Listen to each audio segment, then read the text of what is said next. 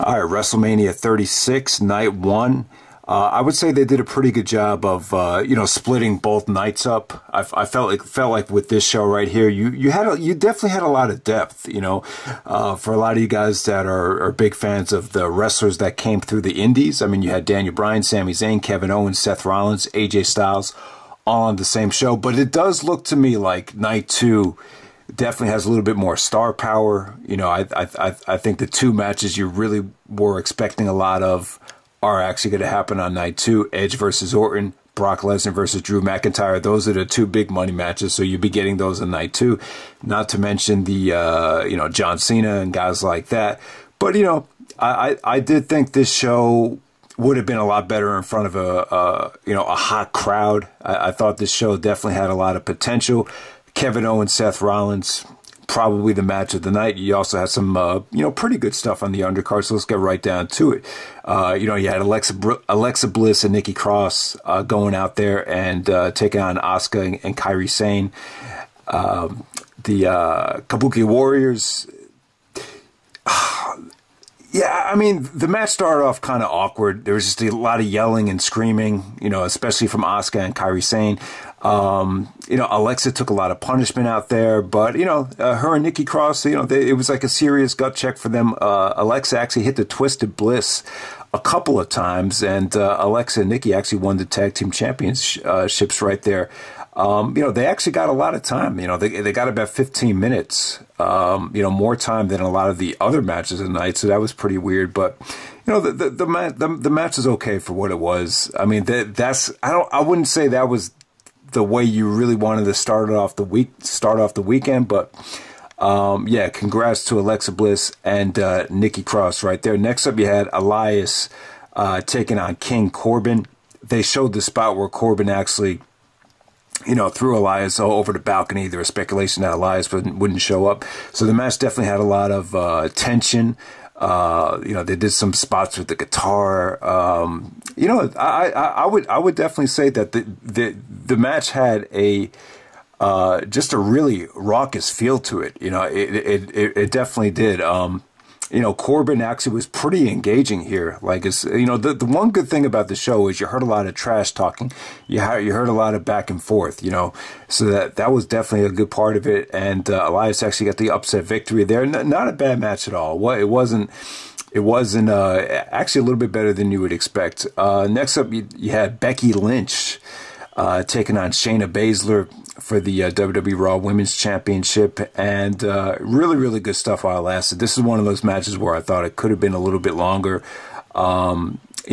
Basically featured Shayna just kind of beating the shit out of Becky most of the match. There was actually one spot where she was just, swinging her onto the announce table, head first. I mean, it was just pretty nasty. Shayna was really, really stiff. Becky actually countered a kind of a Chiquita clutch into a pinning predicament to get the pinfall. So the finish kind of, it kind of made Becky look like she got the win just by the skin of her teeth. But, Shayna definitely looked like the more aggressive, more, it made her look strong here. It looked like Becky just kind of, she got by in a fast one right there. So definitely you're gonna see these two women wrestle a lot down the road. I really thought this show was gonna be one of those shows where it was gonna prolong a lot of these feuds, and that's one of them right there. All right, so next up we had Sami Zayn coming out with Cesaro and Shinsuke Nakamura taking on Daniel Bryan, and Drew Gulak was with Daniel Bryan for the Intercontinental Championship. When's the last time you had a classic Intercontinental Championship at WrestleMania type of match? And man, I'll tell you, this was kind of frustrating at first. I mean, Sami Zayn just playing a chicken shit heel. I mean, it was just taking forever, like for Bryan to get Sami to stay in the ring. But eventually he did. I'll tell you, Daniel Bryan looked awesome. Stiff as hell. He looked crisp. He looked sharp. He looked, Bryan looks like he's in the best shape he's been in quite some time. Sami Zayn looks more like Evan Roberts from WFAN than El Generico. Like, Sami just doesn't, I don't know, something about his hair. He just doesn't look like the typical reliable El Generico out there. And I don't even think Sami got in any offense. Maybe the Yakuza at the end of the match to win it. So I think the finish The finish was actually Bryan doing like a tope to take out Cesaro and Nakamura. But then when Bryan got back into the ring, Sami hit like a Yakuza off the top rope to get the victory there. You know, I just thought this match was going so well, man. I just wish it had gotten more time. I mean, it just ended up being, you know, a decent match. But, yeah, I mean, Sami Zayn playing a chicken shit heel with, you know, Daniel Bryan just trying to be, you know, trying to do his best. I mean, these two guys have wrestled in this type of environment before. Like some of those early PWG shows, it felt like nobody was in the crowd. And, you know, so I really think Sami and Bryan could have had a much better match, especially in this environment. And there were some weird things about the match, too. You know, Gulak was trying to make up for the lack of crowd by chanting yes. That came off kind of cheesy. But Bryan looked good. Sami, you know, it is what it is. He's just playing that type of heel, you know. So I thought the match could have been a lot better. But so next up, you had John Morrison taking on Jimmy Uso and Kofi Kingston, triple threat ladder match for the WWE SmackDown Tag Team Championship because of the situation. You can only have one guy from each team, so it's definitely understandable. Yeah, tough to have a ladder match in this environment, though. But,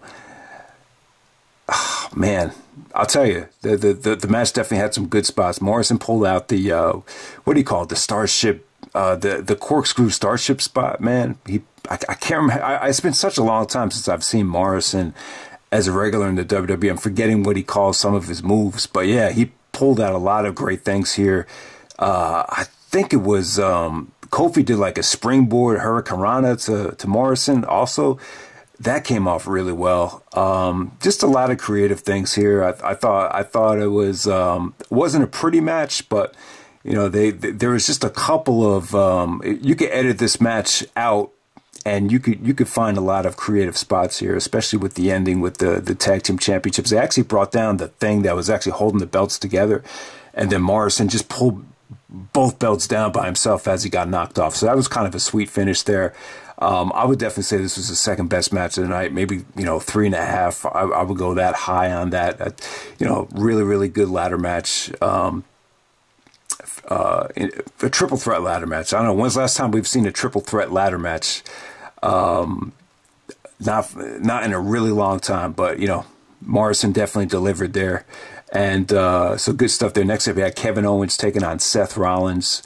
Ended up being a no disqualification match after Rollins actually knocked out Kevin Owens with the ring bell. Then Owens got pissed off and said, I'm not going to let the match end like that. This is going to be a no disqualification match. And then Rollins was intrigued by it because he could beat up on Kevin Owens some more. But I'll tell you, man, good stuff here. Tremendous feats of strength from Rollins. Kevin Owens took a lot of nasty bumps on the side of the ring apron.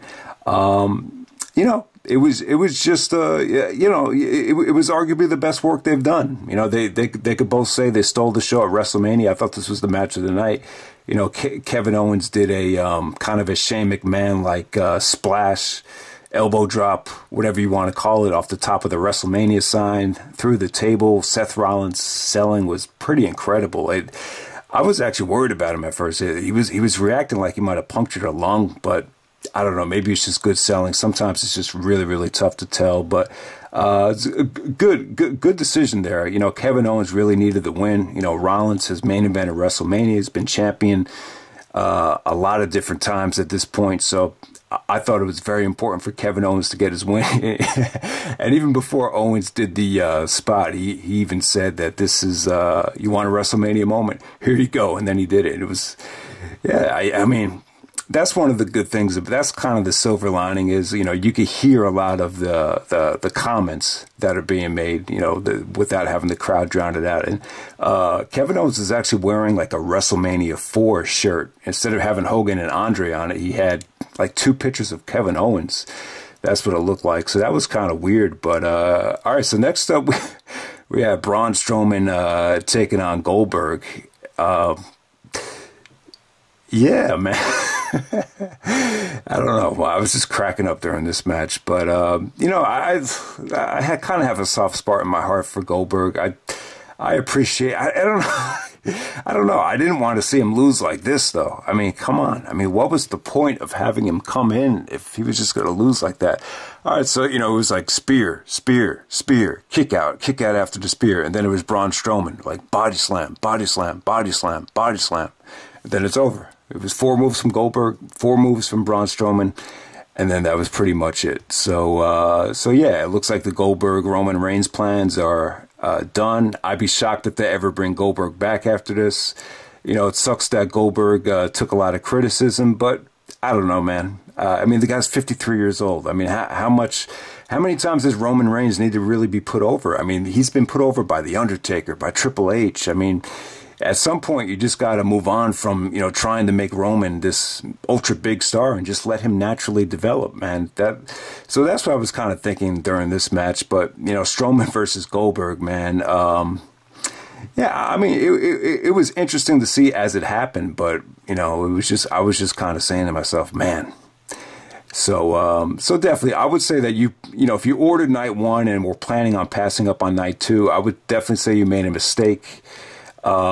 Because, you know, I think you wanted to avoid the Goldberg title match, and the Undertaker and AJ Styles, the Boneyard match, very tough match to rate. I don't think anyone should rate this match. But what it does was, you know, it definitely hided a lot of the Undertaker's weaknesses. Great production values, though. I mean, it felt like I was watching a great fight scene from a movie. They did some creative things. They did some over-the-top things. They did some stuff that was really, really cool. And, you know, there was just great dialogue, too. Great dialogue between Undertaker and AJ Styles. I liked the part when Undertaker was very sentimental at the end. You know, they actually had, you know, AJ Styles and his crew come out and beat up the Undertaker. Then they had these guys come from behind the barn or behind whatever it was that were all dressed in black. I mean, that was a pretty cool spot. And then there was, you know, the part where Undertaker came behind AJ. When AJ was trying to bury him, that was probably the spot in the match. It was just, you know, really cool facial expressions. You know, it's not a match I would ever go back to, but I understand what they were trying to do. It was, you know, I don't think you really wanted to see another match take place inside the ring with no crowd. So it was kind of a nice alternative to that. And, you know, made Undertaker look really good, made him look like a legend. It makes AJ Styles look good too. You know, AJ Styles can say that he's main evented Wrestlemania. I guess technically he could say that, right? So that's pretty cool. Let's see what CM Punk thinks about that. So, yeah, you know, definitely not an awful show. Very, very interesting to see. Kevin Owens and Seth Rollins, by far the match of the night. Other than that, I thought the beginning of the show was quite, you know, there's just a lot of stuff that I think could have been better if they had a better crowd to feed off of. And, you know, the Sami Zayn, Daniel Bryan stuff, it was good character development for Sami Zayn. But, I don't know, man. I just feel like Daniel Bryan looked so good in that match. It's just a shame. They just didn't get more time out there. That's all I could pretty much say about it. I just thought him and Sami could have had such an amazing match, but hey, there's no crowd out there anyway, so who really cares, right? So I don't know, man. This is just a weird time. I just feel really, really weird. I think everyone's going through it too, but you know, that was WrestleMania night 1. Maybe I'll review night 2. I'm not sure. I actually ordered this show so I could watch it on the TV with other people, and you know, so I don't know if I'm going to do the same for night 2, but we'll see what happens. So yeah, guys, hope you enjoyed the video. And yeah, I mean, night 2 definitely looks like the better night. You know, the selling point for this WrestleMania is Edge, Orton, Brock, Drew McIntyre. There's no way around it. You know, you did have some really, really good wrestlers on this show, but you know, besides Kevin Owens and Seth Rollins, you know, those matches really didn't get, you know, the kind of you know, treatment that they needed to get for the wrestling to really hit, you know, monumental levels, if you know what I'm saying. So, all right, peace.